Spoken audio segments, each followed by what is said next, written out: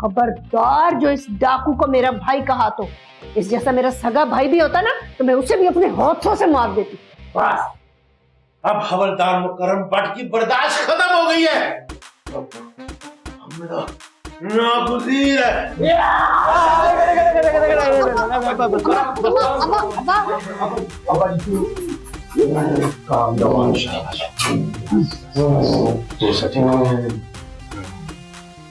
अगर ये मसला सॉल्व होना होता तो 15 साल पहले हो चुका होता।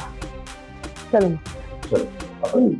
अगर मेरी अफसर बेटी की शादी तेरे जैसे निकम्मे से ना हुई होती ना तो मैं रोजाना अपनी अफसर बेटी से थाने में तुझे चित्तर लगवाती।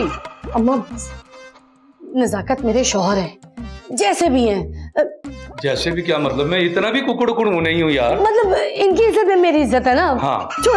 हाय हाय मेरी इज्जत तो उसी दिन ही खत्म हो गई थी जब मैंने अपनी अफसर बेटी की शादी इस निकम्मे SHO से कर दी थी।